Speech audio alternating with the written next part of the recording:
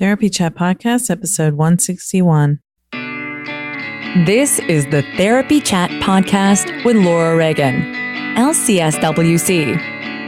The information shared in this podcast is not a substitute for seeking help from a licensed mental health professional. And now, here's your host, Laura Reagan, LCSWC.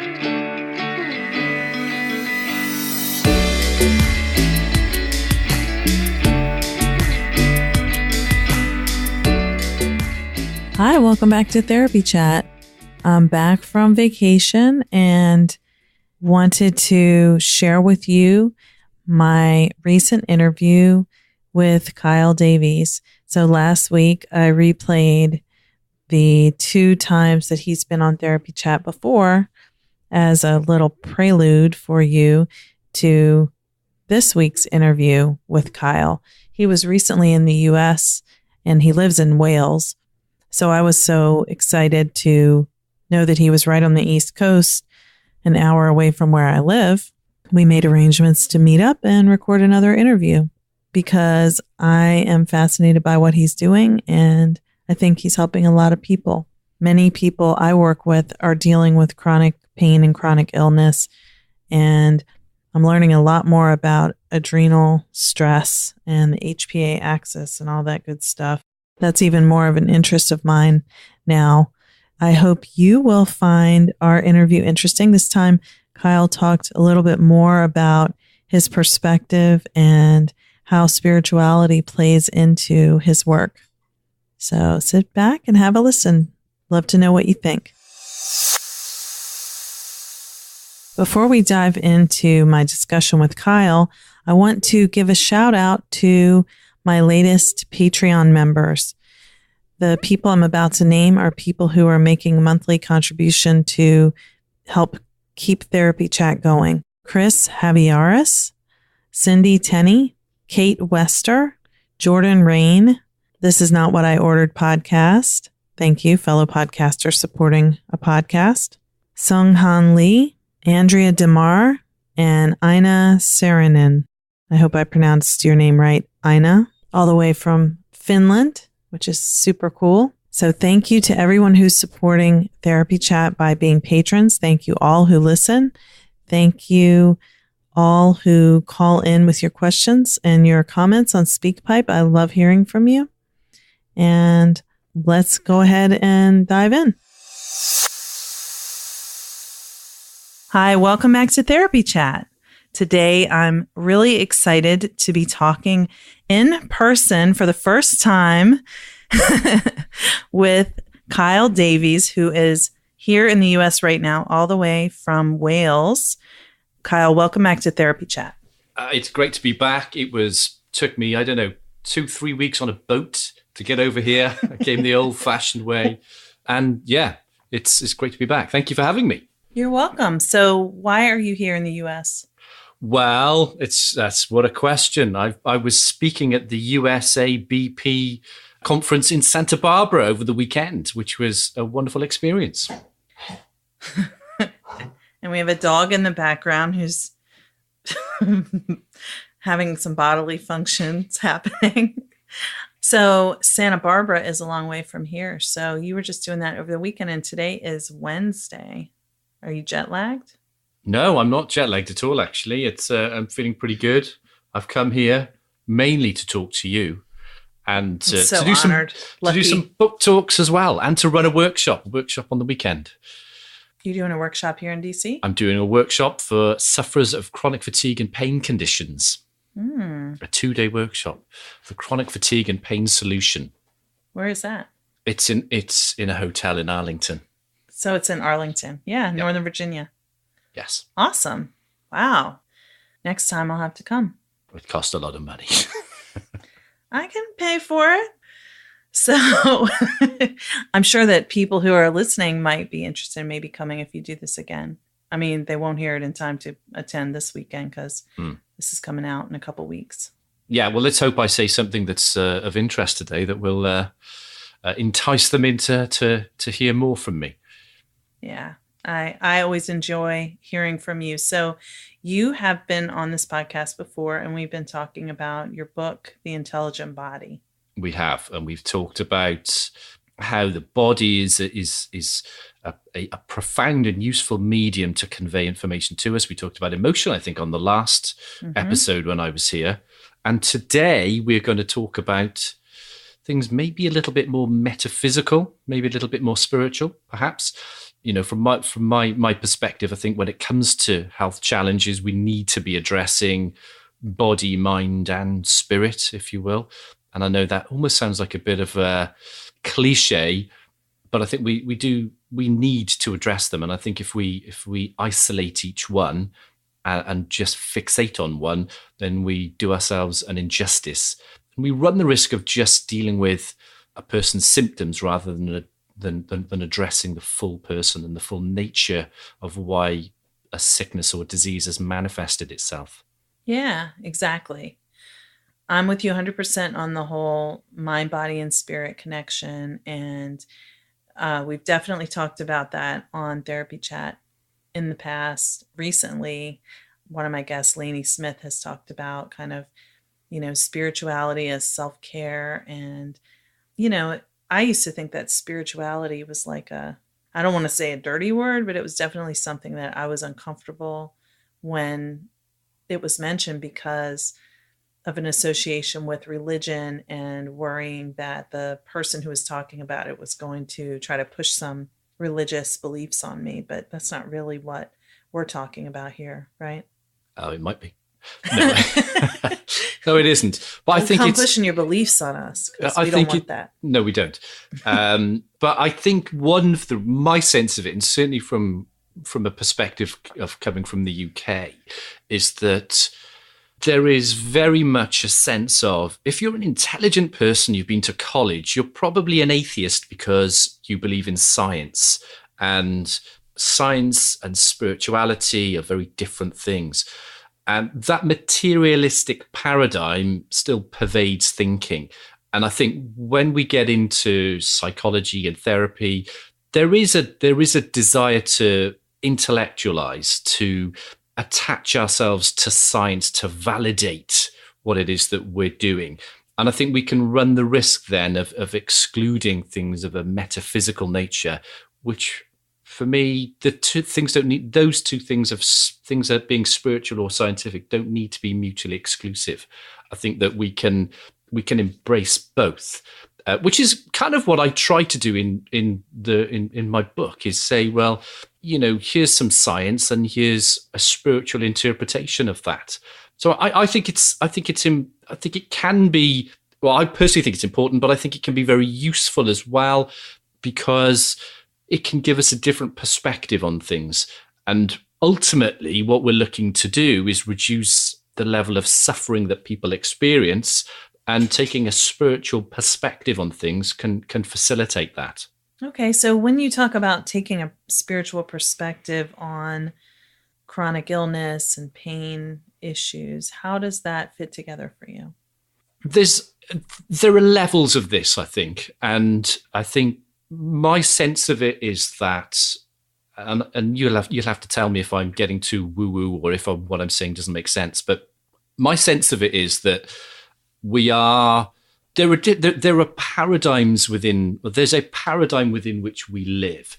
And that paradigm is that outside life causes how I feel, and I am a single identity, and which is kind of attached to my ego. I have a sense of self. I'm separate from everything else. And as a human being, I'm moving away from discomfort towards comfort. And if I want to attain comfort, if I want to attain good feelings, that comes from me manipulating external events. And I think this is often why we get caught in that pattern of, if I don't feel good, something out here needs to change in order for me to. So something out there needs to change in order for me to feel okay in here, because how I feel is directly caused by outside life. Now, my sense of it is that we exist on something of a spectrum of consciousness. And at one end of the spectrum, we have that sense of being separate. At the other end of the spectrum, there is a sense that, for me, that we are all connected. So we're a flow of consciousness. We are unique expressions of consciousness, but it's a consciousness that is all connected. And how I feel at any given moment is something that emerges through me. And my conception of reality is something that emerges through me. And I guess my belief is that our natural tendency is to, whilst I think we fluctuate along this spectrum from a limited self that sees itself as separate and it sees life as causing how it feels, through to an expanded self, which is aligned with what I would call my true self. And in that space, I recognize that I'm connected to all is. I'm a flow of consciousness, and how I feel is something that emerges through me. I think that we're constantly bouncing back and forth on that spectrum, and that our natural pull is towards being aligned with my true self. And I think our body lets us know when we are misaligned because we feel discomfort at some level. So that, if does that all make sense? So that's for me, that's a spiritual notion that, well, we're all connected. And we are all, if we are a flow of consciousness rather than being just an individual separate self. And if how I feel is something that just emerges through me, it can also be, the other thing that kind of comes with that is the idea that at any point in time, it's entirely possible for me to feel okay without something changing outside. So, life doesn't have to, I can feel pretty horrendous one minute, but if I bring my attention inside and I have the awareness that, well, how I feel is something that emerges through me. It's not necessarily something created or directly caused by outside life.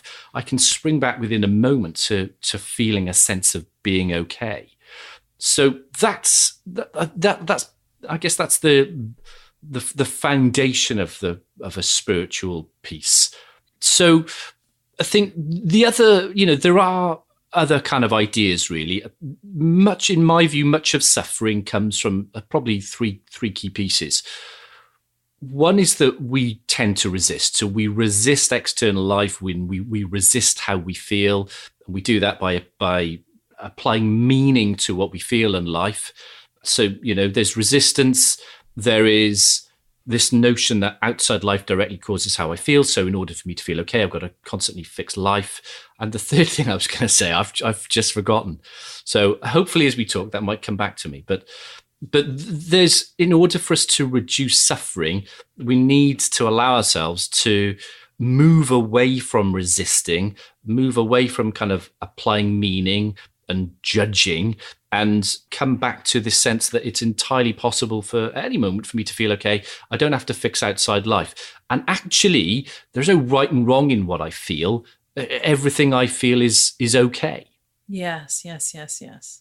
That resonates a lot for me. So, but I want to make sure for our listeners that they understand when you are talking about feeling okay, do you mean absence of physical pain, or do you mean absence of emotional pain, or do you mean happy, or is it both physical and emotional that you're referring to when you say I can be okay? That's a really good question. And I think it's a really good question from the perspective of there is almost an urgency for me to feel good. Mm-hmm. Being okay is being at peace. And that doesn't necessarily mean I feel good.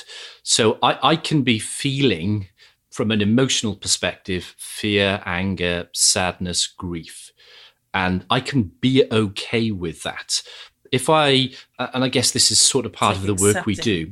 Yeah, this is kind of part of the work we do, isn't it? Is that I don't necessarily even have to give those emotions a label, those feelings a label. I can just allow myself to be curious about the sensations as they appear inside, knowing as well that there is an ebb and flow to life. And, sometimes we have emotion that may be nudging us to let us know that it's, we're kind of perceiving something in a certain way, or something is going on in life, and we may need to behave or change the way we behave. But there is also this kind of ebb and flow where sometimes we feel a bit off kilter. We don't always feel great. And there may be no, immediate explanation for that. But being okay, allowing what it is that we feel, I think or allowing the sensations and separating the sensations from a cognitive discussion or story that can go with that, I think is what facilitates a return to feeling better, if that makes sense, feeling more at peace, a little bit more quickly. I'm not sure if that made sense. I think, but the way I often talk about it with clients is that we could say that if I feel discomfort at some level, it may be that I'm wobbling, and my natural tendency is towards well-being. So I believe that just in the same way that, if I fall over and I graze my knee, my body-mind system wants to return me back to a state of well-being. So a scab forms over my knee and it's a bit itchy. And if I don't pick it, it will heal. So I think our emotional system wants to do the same thing. So if I allow that scab to be there, I feel it and just let it be there, it heals. If I feel my emotion without resistance, without mental chatter, and I allow it to move through me, then I believe that I come back to a centered, grounded space. So my wobble gets less and less. So in my mind, I think of it as like those toys we used to have when I was a kid, Weebles, and Weebles wobble, but they don't fall down. In terms of our emotion, so I call this our emotional system reset. I think we're naturally designed to self-correct, and as I say, and I think knowing that is very important, because when people feel overwhelming emotions, there is a layer of suffering, is the resistance to the emotions, that idea that I'm going to drown in this if I allow it to keep going. So I've got to get rid of it. I think a lot of technique is about getting rid of how we feel. Whereas my sense is dive in, fully feel what you feel. And when you just pay attention to it doesn't mean you have to stop what you're doing. You could be peeling carrots or writing an email. But when you allow yourself to fully feel what you feel, you dive in, then you take away the resistance. You take away a layer of suffering. So you could have something which feels, in terms of intensity, like a 6 out of 10, which goes to a 12 out of 10 with your level of resistance. So having that sense that, well, if I allow myself to fully feel it, and my belief is your experience, if you let yourself have it, your experience won't harm you, but if you block it, it'll kill you. So allowing yourself to fully feel the sensations without any comment, any judgment, any meaning, that will move through you. Knowing that I'm wobbling at the moment. And do you know what? It's perfectly okay for me to wobble. And here's the spiritual piece, because isn't it wonderful that I can have this experience of life? Because we could even say to some extent, in a very simple way, the purposes of life is to have the experience of being human. And what's the experience of being human? It's having feelings. So having the feeling of guilt, of shame, of anger, of fear, none of those are bad. None of those are wrong. If I simply allow myself to feel them and bask in that sense of, well, this is part of the wonderful journey of life, then it will move through me. I will wobble, and then I'll come back to my natural default, setting, my emotional system reset. Yeah. So, Kyle, being at the U.S. Association of Body Psychotherapy Conference, USABP, what were you talking about when you were there? What were you presenting? Presenting the energy flow coaching approach to dealing with chronic pain and fatigue issues. And I think that myself and my colleague Rebecca were probably the only people there presenting, talking about how emotion and how the body can help us to heal chronic medical issues. So I think it is exciting times, really. Yeah, definitely. And I know we talked about this when you were on this podcast before, but what does that all mean? Is that what you've got to say? So what exactly did you say to your audience? So it's essentially, there is, go back to what I said at the start of there's body, mind, and spirit. In terms of body, when we're looking at And I think from anxiety through to chronic fatigue and pain, we're looking at dysfunction within the HPA axis. And I love when you talk about the HPA axis, seriously. And it's the HPA axis that leads to dysfunction within the endocrine system, the immune system, and the autonomic nervous system. And that gives rise then to the whole host of symptoms that people experience. What we experience is that people want to fixate on just the body aspect of it, and for the most part want to talk about what I believe are the downstream effects of that. So mitochondrial dysfunction, or a thyroid that's not working as it should work, and then you get all the symptoms that arise as a result of that. But for me, that is certainly within the conditions that we're talking about. That's a result of an overactive or a dysfunctional HPA axis. Now, I do recognise that this is one of the things with symptoms, isn't it? That a person can have a headache, and a headache can mean a whole variety of different things. So effective diagnosis is important, and that in and of itself is very difficult. But I think that with our materialistic, medicalized mindset, we're looking at the body in isolation as a machine, and we're trying to be clever in terms of science figure out exactly what's going on. Then we treat those symptoms. And I think that when we treat the symptoms, we're not dealing with the full picture, and we're not understanding what's going on. One of the problems to a certain extent that we have within energy flow coaching is we're saying, well, actually, the reason for the HP axis dysfunction is because it's a body in a perpetual state of stress. And then, of course, we've got to talk about, well, what does, therefore we need to define stress, in a particular way, because most people think that stress is that feeling of overwhelm you have when you're overwhelmed. You're busy and exactly, and that really. So for me, well, we have to understand what stress is, and there is acute stress that we feel, which is generally the stress that people talk about when they talk about stress. I can feel it, and then there is chronic stress, which people don't feel, and we know perfectly well that it's entirely possible for a person's body and brain to be in a state of stress without them being aware of it. And the other important thing about stress is that regardless of the stressor, be it environmental, physical, or mental, the stress response in the body and brain is exactly the same.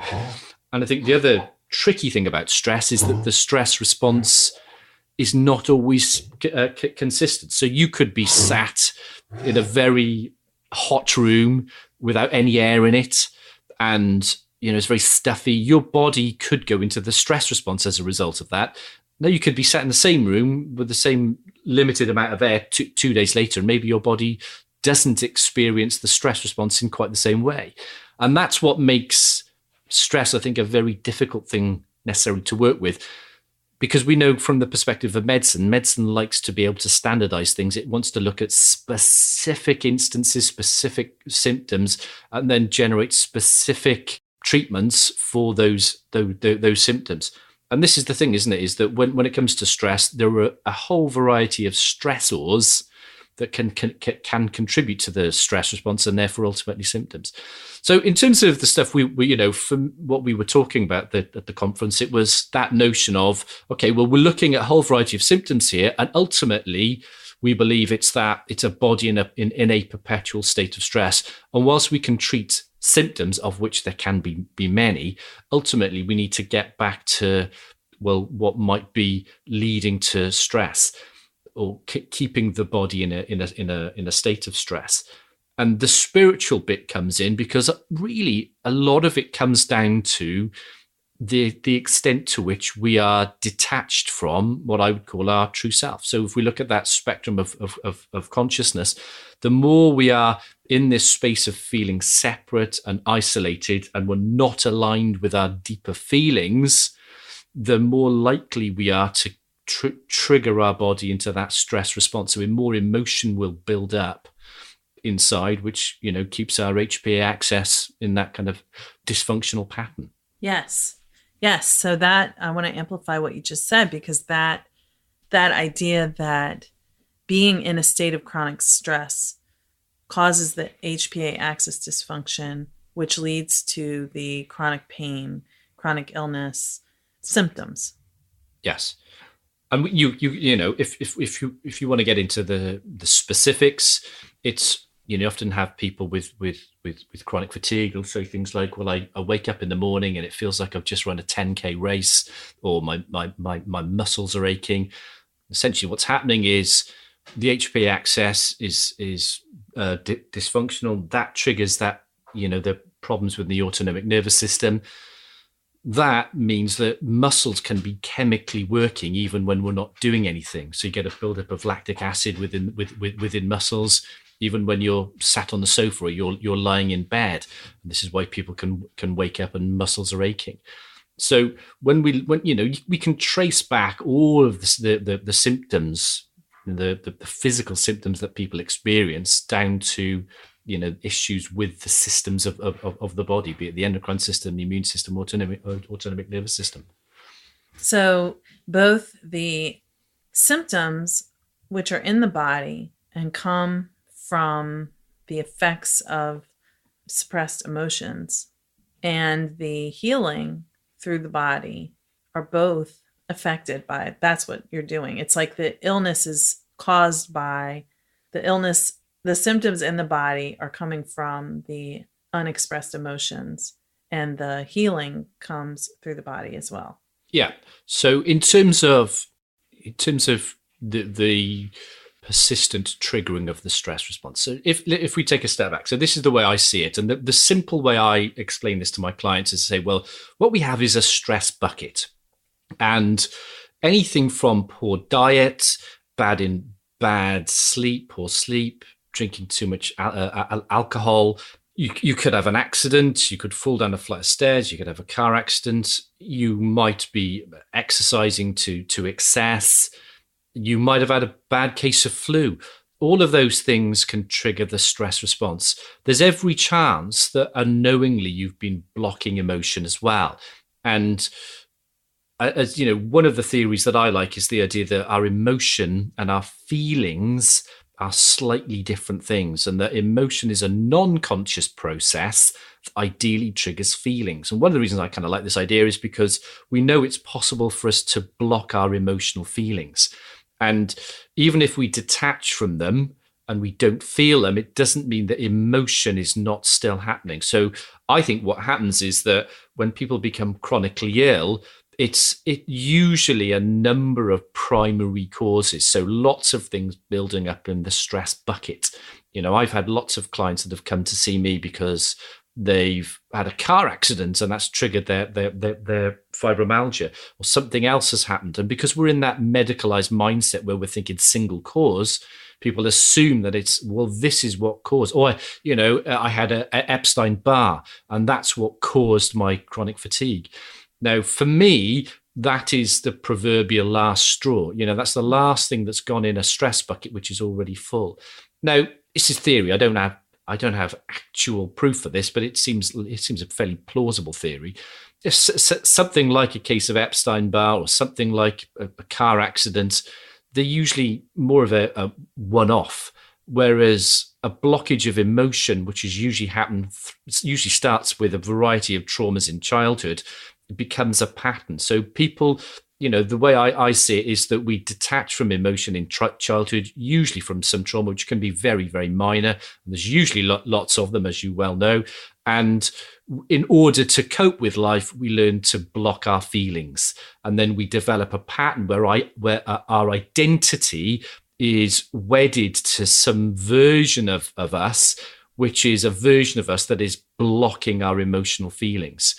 So it gets to the point then where those emotions are still being produced, and then it leads to a rewiring of neural pathways within the brain, almost as if our body is saying, well, I'm sending emotions to try to get your attention. Because those are not working, I'm going to turn up the volume and send you some symptoms.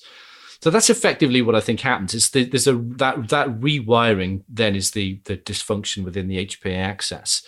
And yeah, the route back is by recognizing, okay, well, emotion and emotional feelings are a feedback mechanism in much the same way as if we need the bathroom, or if you're hungry, or if you're thirsty, or if you're tired. Your body is giving you, some feedback. It's inviting you to do something. So we need to allow ourselves to reattune to those emotional feelings in order that we can pay attention to that feedback. And it's through doing that we then rewire the brain back to normal functioning, and therefore rewire the HPA axis. And then, because, as I was saying earlier, there is that almost like that natural template, that natural blueprint of well-being that our body wants us to align with, our body will naturally heal. But if we're, in much the same way as if I'm picking that scab on my knee after I've fallen over, my knee isn't ever going to heal. Of course, we also know that if my body is in a perpetual state of stress, the scab on my knee probably won't form or probably won't heal. So a body in a perpetual state of stress is I think it's probably the main cause of most illnesses, really. So that route back is getting back into the body and learning how to feel, and learning how to align with what I'm calling our true self, which is this flow of consciousness. So thank you for explaining that. And I'm curious, when you talk about the outside in approach, and you talk about how, it's not what's outside that's causing it, but the stress is something outside in a way.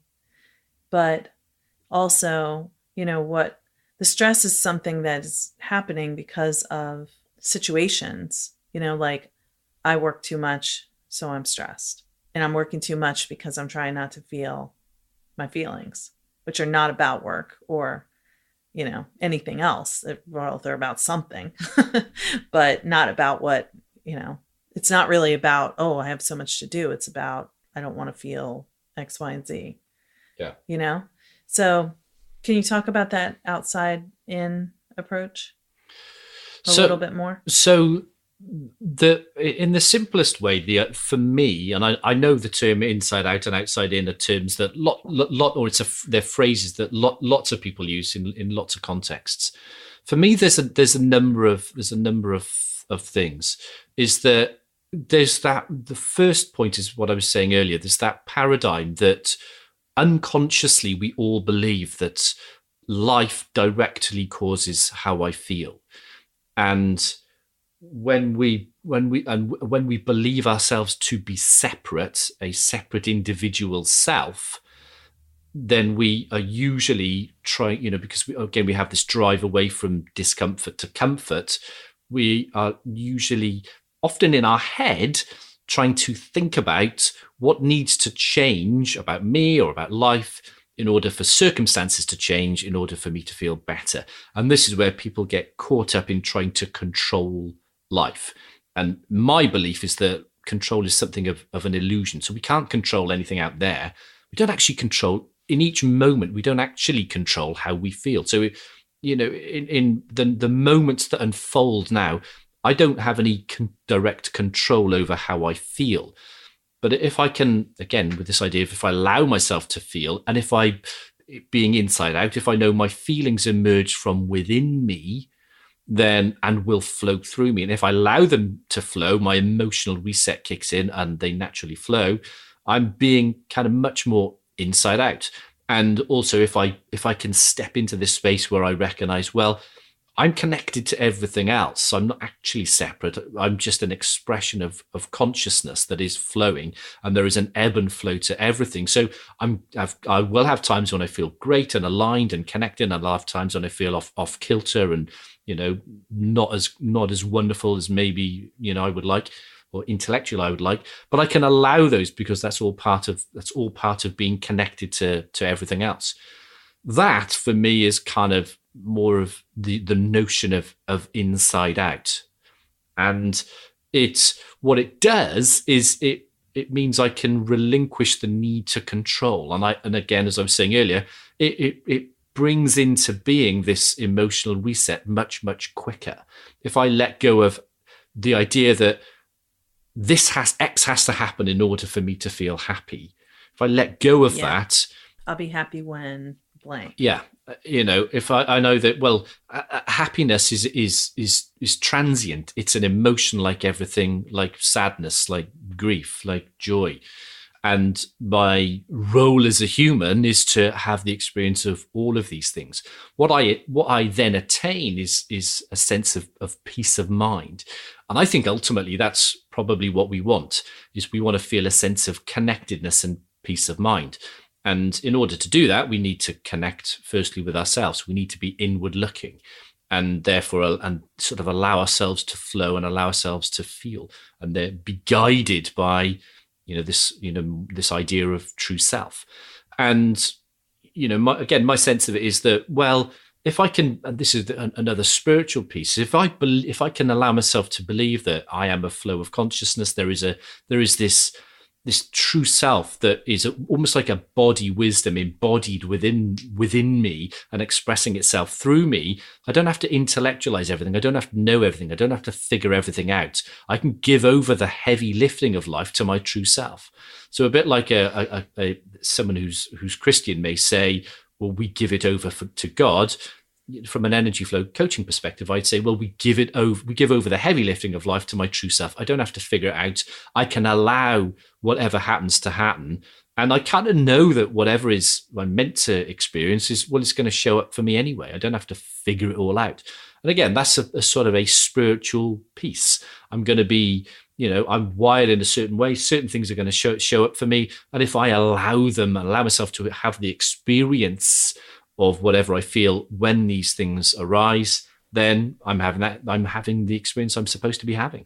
Yeah. And I think one of the things that it reminds me of is the kind of the concept that just because I'm feeling something that is uncomfortable for me doesn't mean that there's a problem, or doesn't mean something's wrong, or it's not supposed to be this way. It's just a feeling. It's interesting, isn't it? I think, again, and I don't know where this comes from. I don't know if this is a cultural, whether this is wired into our DNA, but there is definitely that sense of, I shouldn't feel like this. I don't want to feel like this. I remember, I had a couple of profound shifts for myself. One of them was when I was in a space of, I had this realization that everything I feel is okay. Now, when you're somebody that feels a lot, as I do, and I'm sure lots of your, the listeners do, then, we are in a culture where we do kind of block how we feel, and it isn't okay. And, especially now, you need to feel good all of the time. You need to be having great experiences and feeling good. So that was pretty profound for me. The other profound thing was when I realized that, which is kind of the same thing, but what I feel is not a problem, and I don't need to solve it, because I was aware of, and again, this is about, trying to remove the layer of suffering that goes on top of any emotional discomfort, was that I was aware that I don't feel quite right. And there's this red alert, bap, bap, bap. You shouldn't feel like this. There must be a problem if you feel like this. And I guess it makes sense for our body-mind system to work in that way, as if we don't feel quite right. If you go back to, thousands of years, we evolved living in small tribes in forests and jungles and these sorts of things. And if my intuitive feeling was off, or if I didn't feel quite right, maybe there was something wrong, and maybe I needed to pay attention because there was a bear that was, behind those trees off in the distance. Whereas now life isn't kind of like that. But I wonder if it's something of a hangover from that if we don't feel quite right, there's this red alert that goes off that this is not right, you shouldn't feel like this, this is a problem, you need to solve it. And what we tend to do is we get into that space of resisting our feelings, because it very often doesn't relate to anything out there. It's some internal conception. So when we can get into that space of, well, what I feel is not a problem, I don't actually have to solve how I feel, then that was, for me, that was a huge realization.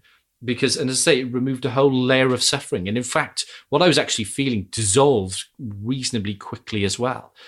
Now, of course, one of the things I always emphasize to my clients is, just because you're in that space of what I feel does not need to be solved, it doesn't mean that you don't have to take action in life. because we're talking about those things as being two separate things, especially from our inside out of, well, it's not necessarily that this is causing how I feel. Yeah, it may be that I'm imprinting some meaning on that and I'm having some feelings as a result of that. But it may be that it's how I feel right now is not related at all to what is going on out there. Maybe there's just part of the ebb and flow of feelings that I'm having some feelings or I don't feel good. But of course, we often get into that immediately, it's got to be something out there. When we can just be in that space of, well, what I feel is not a problem. I don't have to solve what I feel. We activate our emotional system reset. We come back into a space of clarity, and therefore we align up to what, I would call this higher end of the consciousness spectrum. And then in that space, we're far better equipped to make a decision, a good choice as to an action that we take. Because that's what we want to be doing in terms, and this is how we can enhance the quality of our lives, improve our performance, is making decisions that are kind of aligned with our true self, where we're sort of flowing. And we do that from a space of clarity. And we get clarity by, when we've stopped wobbling, and we facilitate that stopping of wobbling by allowing ourselves to fully feel without resisting it, without blocking it, and be in that space of, well, what I feel may have nothing to do with what's going on out there. Firstly, let me just feel it and remove that resistance to it. Yeah. So that makes me want to ask, when you are working with people, this is like a very concrete question. When you're working with people who have chronic pain, or let's say fibromyalgia, chronic fatigue, one of those types of illnesses, adrenal fatigue, how does the coaching fit in with the healing process from those symptoms? So, as you can tell, what I'm seeking to do here is dovetail spiritual ideas and science. We've talked about the HPA access, and we've talked about these spiritual ideas of us all being a flow of consciousness. And, there's a whole load of other spiritual stuff, which is, which kind of goes with that. There's a reasonably structured process where I'm recognizing in the first instance that we are all living in the outside-in paradigm. So we all think that life is directly causing how we feel. And therefore, I have to meet people, I have to meet all my clients at their model of the world, if you will. And of course, with that, I'm suggesting that symptoms, as I've been saying, symptoms, whatever we feel, be it a pain, be it hunger, whatever it is feedback from our body inviting us to do something. And I'm suggesting that, right, well, if you have symptoms from anxiety through to chronic fatigue or chronic pain where there is no medical explanation for those symptoms, that it's feedback from the body, and the body generally just turns up the volume of symptoms. And this is one of the issues. The more we try to suppress symptoms, the more the body just cranks up the volume, the more intense those symptoms become. But we have to use, just like if it's 1:30 on a Thursday afternoon and you feel hunger, that hunger is your body telling you something about now. So you do something now. So in much the same way as I look at as the first part of a structured process is saying, okay, well, when symptoms of chronic fatigue or chronic pain or adrenal fatigue present themselves, it's the body giving us feedback about my interaction with my environment and my interaction with myself in that moment. So we begin to understand that, and we begin to change interaction with our environment in the first instance. What we then begin to see is that the symptoms cluster around certain deeper patterns. And there's a little bit of a spiritual piece to that, but deeper patterns. And then we uncover what those patterns are, and we see that there are specific areas, and almost all symptoms will cluster around 2 or 3, major triggers. And then what we do is we're looking to, again, change the way. So there's a behavioral piece of changing the way we interact with the environment. Also then changing the nature of our relationship with ourselves. And then when we do that, all the time using the body, all the time learning to feel, and the more we learn to feel, the more present we are in the sensations our body sends, the more we're paying attention to that feedback, the quicker we're able to respond to feedback, and the quicker the body almost like turns down the volume, if that makes sense. So, it's when it comes to somebody that has full-blown chronic fatigue or fibromyalgia, we have to be honest. It's when you've got dysfunction within your HPA axis and your brain is rewired, it will take about 6 months. This is not an overnight. There's no magic bullet to this. There's a process there's a period of time it takes to rewire the mind-body system back to normal. But that's the process that we go through, where with this, we're addressing the environment, we're addressing our interaction with our environment, and we're addressing that deeper level of our relationship with ourselves. And it's all done through the body. I talked at the start about body, mind, and spirit. We have to be aware of the role of the mind. We have to be aware of the role of thinking. But thinking is not necessarily a cause of symptoms. Dysfunctional thinking patterns very often are, again, a result of a full stress bucket. When, what neuroscience is beginning to tell us now is that, our emotional processing occurs at higher speeds than our thoughts. So most of our emotion is flooding through and affecting our thinking. And again, coming back to this idea of this spectrum of consciousness, my conception of reality, my perception of life, my perception of myself at any given moment is more a reflection of my state of consciousness than it is reality outside of me. So when we begin to understand that, well, my reality emerges through me. I can direct my attention inward. I can allow what it is that I feel. I begin to rewire. And then, as I say, it's allowing the body and brain to heal themselves. When I allow and I feel and I flow, then everything kind of falls into place. It's resistance. It's as old as the hills, that idea, isn't it? It's resistance to life, resistance to struggle, resistance to ourselves, just resistance in general that is the cause of most problems. Just the issues. We've got to bring that into conscious awareness. And I guess that's what a lot of what energy flow coaching is about. It's shining a spotlight, because so much of what we're doing is out of unconscious pattern, which has arisen from the traumas that we experienced in childhood. And then we've, in order to deal with life, in order to cope with life, we've modeled ourselves, or we've molded ourselves in a certain way, which is effectively resisting the nature of who we are. It's all deep, isn't it, really? But we can distill it down to things being very, very simple. And simple is not easy, but it's fundamentally about detaching cognitions from feelings. So allowing oneself to feel the sensations of what one feels without thinking about it, without attaching story, because, as we've talked about, everything is story. There's a story for everything, and it messes with your mind if you look into it a bit too much. But the simple way of doing it, and the thing I do is that, and here's a different way of looking at it. What one of the kind of recent things we seem to be learning in science is that exposure to cold is good for you. So it boosts your immune system function. Now, I remember, first kind of looking into that and reading about it and, thinking, oh, this is really interesting.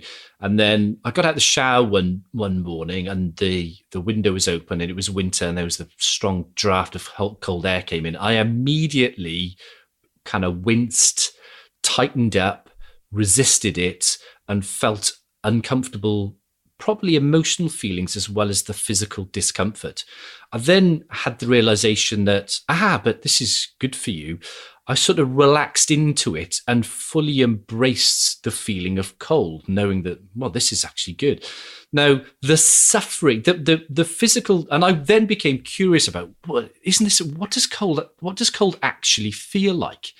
And taking away, removing the judgmental labels of it, and just being curious about what it actually feels like. It was like, I don't know that I'm necessarily enjoying it, but it in terms of a level of suffering, when I'm resisting it, I'm wincing, oh no, this is horrible. I'm at a 7 or 8 out of 10 in terms of levels of suffering and discomfort. When when I flow into it, I relax into it, and I'm in that space of, this is probably good for me. And it's not so much of a cognitive shifting as such. It is more of a realization and an opening to it. The level of suffering probably went down to a 1 or a 2. Now, it's not something that I wouldn't want to be exposed to cold for a prolonged period of time, because it would, the suffering probably would increase, and my body after a certain time would say, no, this is not good. And it's like with all stresses, isn't it? What we know is that as human beings, emotionally, physically, we're designed for a certain amount of stress, but it's kind of short-term stress. We're mobilized by stress, and a small amount mobilizes us, and we can grow from it. But an excessive stress, and we'll break down. And cold would be the same. So a short-term exposure to cold will boost our immune system. Excessive exposure to cold, and we, our body will begin to break down, and we'll become unwell.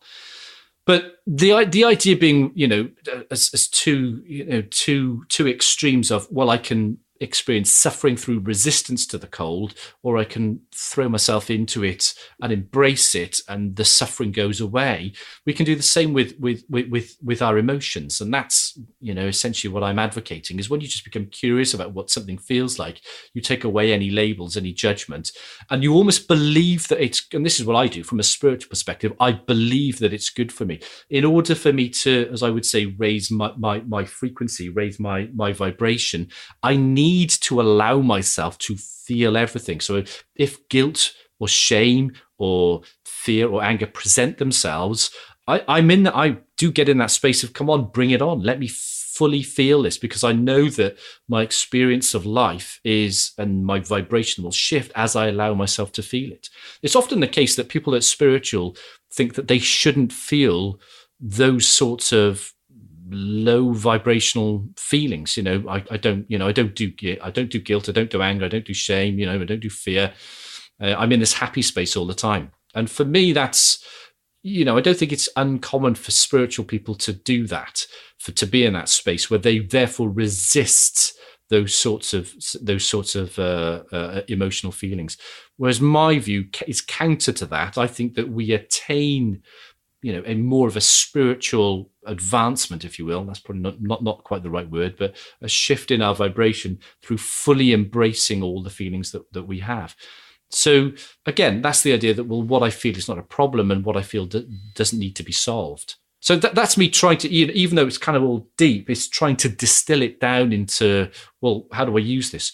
Use this by dive into your feelings, dive into your body, get into your body, be present in each moment, and allow everything you feel, removing any kind of mental comments and applying any meaning or judgment or anything like that. Just feel what you feel and trust that I give over the heavy lifting of life to my true self. So I'm going to be guided. I'm going to be guided through life, almost like I'm sat on the back of a horse and it's going to take me on my journey, and I don't need to do anything to it. My horse knows where it's going. So that horse is my true self, and it's just taking me on my journey. Yeah. I think what was really coming through for me in a lot of what you were saying is that it's the fear of what will happen if we allow ourselves to feel the discomfort. It causes, so much resistance against it. And then, so it's like, just, I don't want to say letting go of the fear, because I know it's not that simple, but it's kind of like, just without the fear, you can just feel whatever. Yeah, it's directing your attention to what's taking place in your body in the now. And it's like tensing up against the cold. It's like, oh, I'm cold, I'm not supposed to feel this. Ooh, oh, like there's a problem. And if you just go, no, there's not a problem, it's just a sensation of cold air. Yeah. Right now, in short doses, it's not going to hurt me. In fact, it's good for me. Yeah. Yeah. And as I say, I think with our emotions, we can do the same thing. And that's why I feel our emotional experience, our experience won't harm us.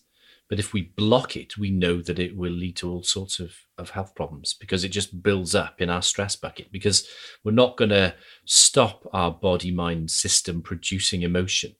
We can block our feelings, but we can't block our emotion. Yeah. So I just have to ask you, if someone is working with you and they have chronic pain, are they going to be feeling more pain when they start doing this energy flow coaching? That's a good question, and it's not uncommon for people to begin to say that they seem to have more symptoms than they thought, because it's not uncommon for people for sufferers to block out in order to which is it's understandable, isn't it? In order for me to cope with life, I redirect my focus away from symptoms because I don't know what's causing them. I don't know how to alleviate them, so I don't pay attention to them. So yeah, they often, when I say we got to get into your body because your symptoms are your body trying to convey a message, trying to get our attention or your attention, we need to pay attention to them. They often say, "Wow, I've had more symptoms than I thought I had," and it's, again, I reframe that a little bit and say, well, this is good because it means there's something to work with. It means your body is talking to us, and even though it's shouting very loudly, it doesn't necessarily mean that the message is major. That's quite an important piece. I think unconsciously we generally believe that the size of the solution needs to match the size of the problem. So if we feel something very, very intensely, we have a lot of symptoms, we assume that whatever the answer is, that the solution needs to be very, very major, and it actually isn't. When if you think about hunger, if you've had breakfast and then it gets to lunchtime, you have a mild rumbling. If you don't eat for 5 days, you don't have a mild rumbling anymore. You probably get something far more serious. But the message is still the same. Still, you've got to eat something. It's just the body cranks up the volume of the symptom that it sends. And I think people intuitively know this. I just think that what's happened is that we've tended to, again, because of this medicalized mindset, if a symptom persists or gets worse, we immediately go to our doctor. I'm in favor of us consulting with medicine, but also paying attention to our own intuitive feedback. Because I think with certain things, we have a sense of what's going on. Not all the time, but, I think it's useful to pay attention to it. I realize I'm probably drifting all over the place, and I do have a bit of a tendency to jump from one thing to the next, which may make it tricky to follow me. Well, I don't know. I think it makes sense. And I'm just listening intently because I'm thinking about, so many people I work with who have chronic pain and chronic illness, and everyone I work with has emotional pain, that they've usually been kind of disconnected from their bodies. So, but it's been astounding just how much the body tells us if we listen. And I've also experienced myself the feeling of, literally feeling a pain somewhere, doing some emotional work and having a complete change in the pain. It moves or it goes away. So it's incredible how that is. Yeah, I think it's that thing of that our body will get our attention somehow. And if we don't pay attention, it'll try something else. It'll try some other medium, and symptoms are just a medium through which our body is trying to give us a tap on the shoulder. Yeah, or shaking us by the shoulders. Yeah, giving us a punch in the face. Yeah. And it seems weird, doesn't it? Because, from that perspective, I'm suggesting your body is on your side. And if you're a person that is almost housebound with symptoms, you might think I'm crazy. But again, the idea, when we look at it from a more scientific perspective, then what happens with stress is that the stress response is effectively trying to bring us back to homeostasis, trying to bring us back to balance. Because what happens when we become unwell or diseased as a result of a body in a perpetual state of stress is that the stressor, which is normally perceived, is nothing like as damaging or is not damaging at all, whereas a persistent stress response is. And in much the same way as the idea of cold, a short-term exposure to cold is fine, but if you stay out in freezing weather, you'll die.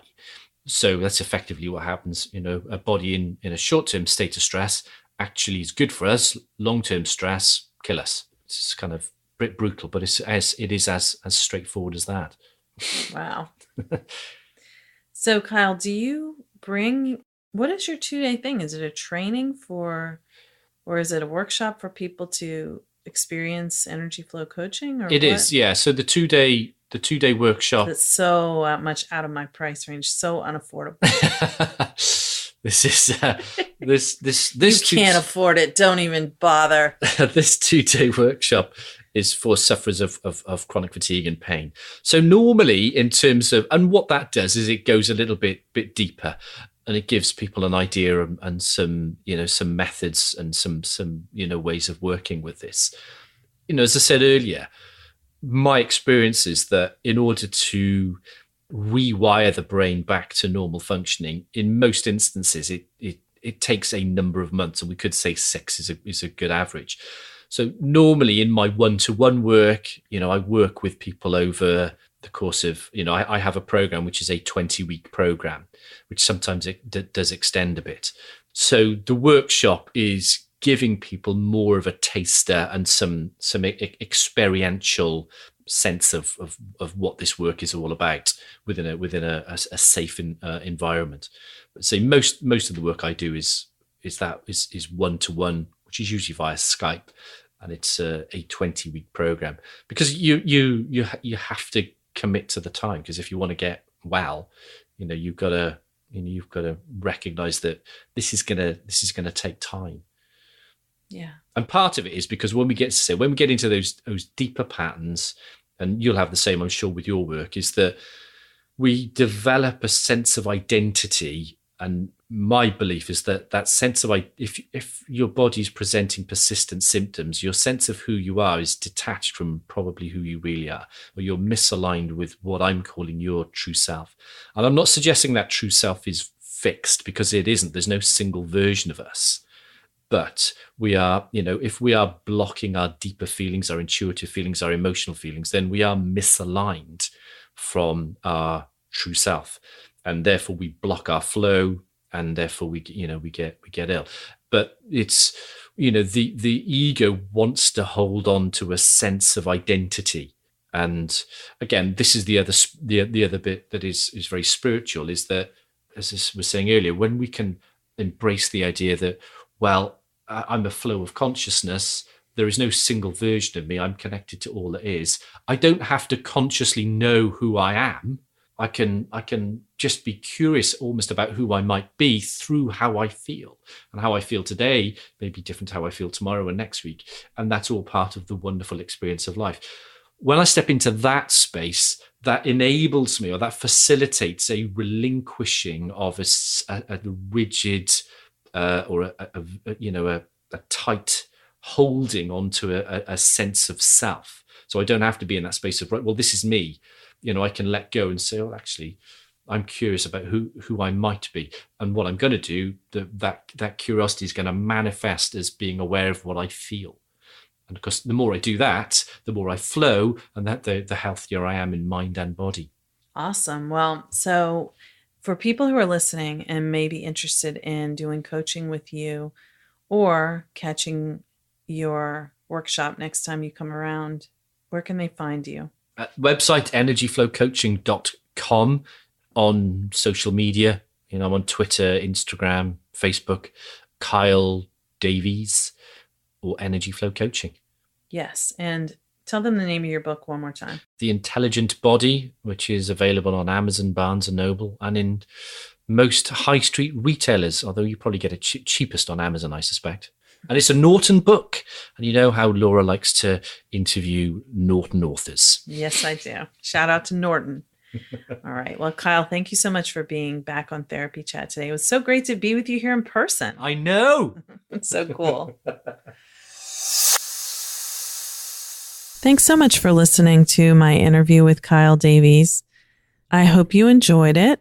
We had a little more fun and goofed off a little bit more than normal because I'm usually alone, and we were together in person with a dog that was really keeping us giggling.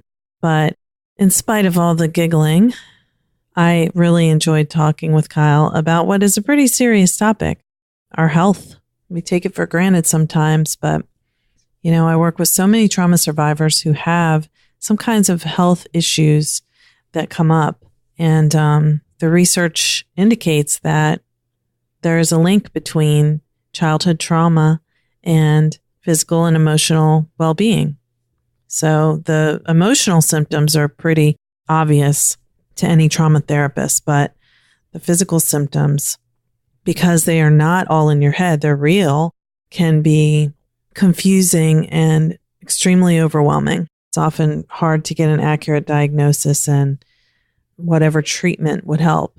So I love the work that Kyle is doing and its emphasis on the connection, the mind-body connection. That is it for now. As always, thank you for listening to Therapy Chat. Talk to you soon. Just another reminder that if you'd like to become a member of Therapy Chat, supporting the podcast while receiving fun member perks and being able to communicate with me one-on-one, go to patreon.com/therapychat. If every subscriber donated just $1 per month, Therapy Chat would be able to keep going strong indefinitely. Thanks so much for your support. Thank you for listening to Therapy Chat with your host, Laura Reagan, LCSWC. For more information, please visit therapychatpodcast.com.